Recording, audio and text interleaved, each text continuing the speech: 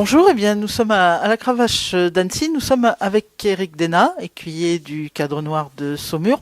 Éric qui est là pour un stage transmission des savoirs. Alors, Éric, c'est quelque chose d'important pour les écuyers du cadre, ces formations sur le terrain?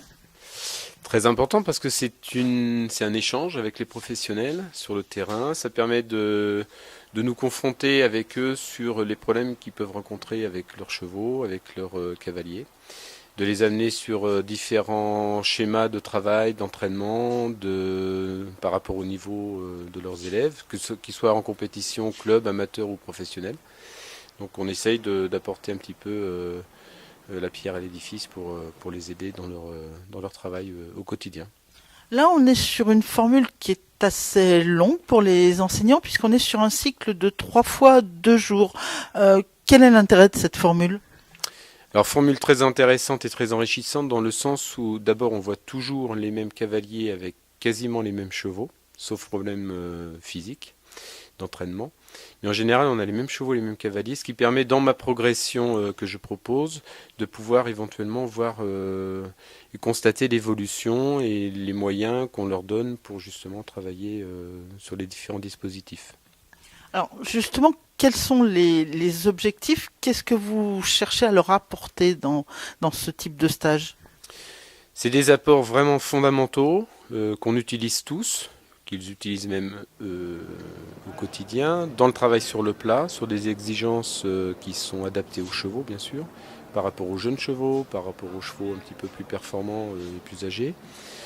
C'est surtout des gymnastiques, beaucoup de gymnastique, beaucoup d'exercices de contrôle, d'exercices de tracé. Enfin, après, il y a des thèmes qui sont très très très importants.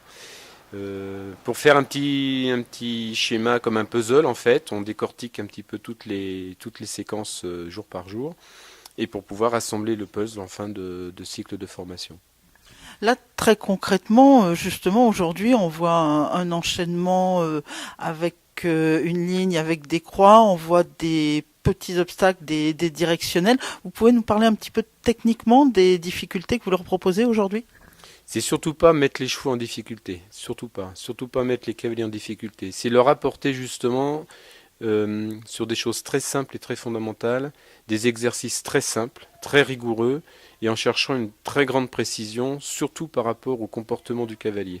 Si on oublie un petit peu le cheval, on s'aperçoit que le cavalier est toujours un peu le parasite sur son dos, et donc on cherche toujours à placer le cavalier. On est toujours plus à l'entraînement, sur le coaching, on est plus sur le cavalier, sur ses actions, sur sa position, sur le fait de ne pas le gêner dans la phase de préparation, de ne pas le gêner dans la phase de zone d'abord, de zone de réception.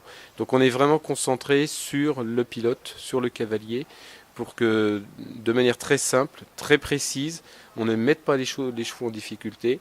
Donc on fait vraiment du basique, du fondamental. Puis après, ce sont des petits circuits, des petits enchaînements qu'on peut progressivement monter en fonction de la capacité de chacun.